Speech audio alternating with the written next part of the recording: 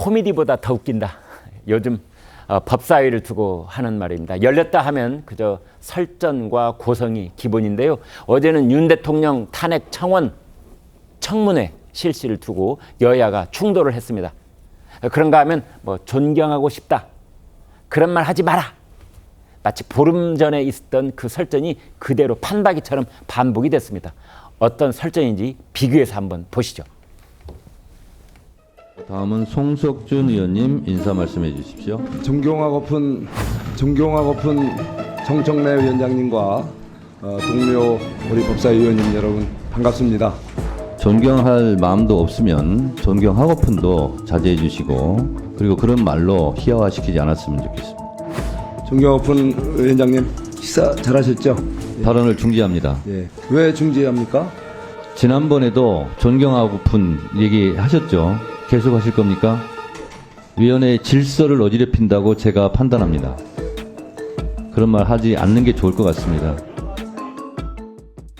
네, 홍현주 기자 방금 본 것처럼 왜 똑같은 장면이 반복되는 거예요? 네, 송석준 의원이 발언을 시작하면서 보통 의례적으로 그 의원들이 발언을 할 때는 존경하는 위원장님 이렇게 시작을 하는데 네. 존경하고픈 위원장님이라고 시작을 해서 거기에 정청래 위원장이 이제 반발을 한 겁니다. 이 2주 전 회의에서도 정 위원장이 존경이라는 단어로 희화시키지 말라 이렇게 경고를 했는데 송석준 의원이 또 한 번 발언을 하자 이번에는 아예 토론 기회조차 주지 않고 질서를 어지럽혔다면서 중지시켜버렸습니다. 네.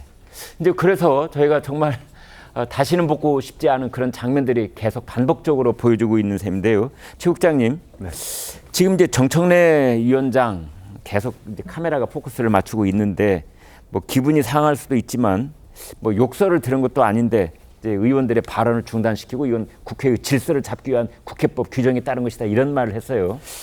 질서를 잡는다. 그러니까 의원들의 발언을 통제하겠다. 이걸 질서의 영역에 넣으면 안 되죠. 네. 그러나 저는 이제 송석준 의원의 그 발언도 지적을 하지 않을 수가 없는 거죠. 네. 저렇게 저게 존경하고픈이라는 거에 약간의 조롱의 의미가 담겨 있어요. 네. 그렇기 때문에 이 부분은 양비론이 될 수밖에 없는데 어떤 송석준 의원이 저런 발언보다는 차라리 그럼 직접 비판하고 싶으면 직접 비판을 해라. 네. 우회적으로 조롱조의 발언은 하지 않는 게 좋다 하는 거고요. 또 설령 그런 발언 또 본인에 대한 비판이 있었다고 해서 상임위원장이 발언을 못하게 한다. 이거는 질서의 영역에 들어가 있지 않다. 저는 그렇게 봅니다. 네. 어제 정청래 위원장의 강압적인 위원회 운영 방식이 문제가 된 건 이뿐만이 아니었습니다. 민주당이 급기야 윤 대통령 탄핵 발의를 요청하는 국민청원에 대한 청문회 실시 계획을 의결을 했습니다. 사상 처음으로 영부인의 어머니와 그리고 영부인 본인까지 증인으로 채택을 했습니다. 그 내용을 좀 자세하게 살펴보겠습니다. 홍 기자. 네, 민주당이 대통령 탄핵 수순 밟기에 돌입한 거 아니냐 이런 시각도 나옵니다. 어제 법사위에서 대통령 탄핵 청원 청문회를 단독으로 의결하고 청문회에 부릴 증인 39명까지 줄줄이 채택을 했습니다. 이 증인에는 처음으로 김건희 여사와 모친 최은순 씨 등 영부인 모녀까지 포함이 됐습니다. 그리고 정청래 위원장 증인들이 불출석 시 처벌될 수 있음을 유념하라 하면서 증인들의 국회 출석을 압박하는 발언도 했습니다.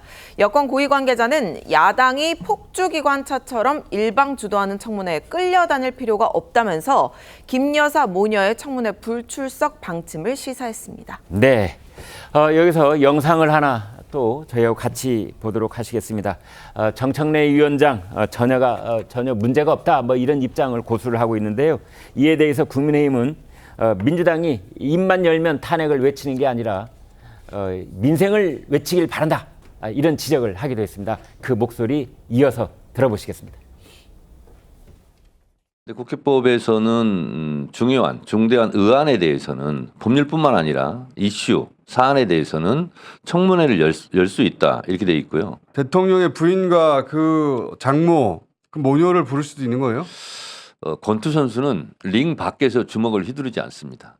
어제부터 계속 김건희 모녀 증인을 채택하냐 마냐 가지고 수많은 기자들이 전화를 했는데 아직 제가 답변을 안 했습니다. 이 청원은 접수되었어도 안 되고 처리되었어도 안 되는 청원입니다. 이런 말도 안 되는 청원을 신성한 국회에서 논의한다면 이는 그야말로 세계의 코미디일 것입니다. 민주당은 입만 열면 탄핵을 18번처럼 외치고 있는데 이제 그만하시고 부디 애창곡을 탄핵에서 민생으로 바꾸십시오. 네, 김 대변인께요. 그런데 사실은 이제 대통령 탄핵 청원은 문재인 정부 때도 있었지 않습니까? 그런데 이 탄핵 청원이 있었다고 해서 법사위가 청문회를 연다. 이건 이제 처음 보는 것 같아요. 예, 그동안 뭐 그 청원이 들어왔다고 해가지고 바로 청문회로 이어진 경우들이 이게 흔치는 않았던 건데요. 네. 문재인 정부 때가 2020년 2월부터 3월까지 한 달 동안 청원이 있었고요.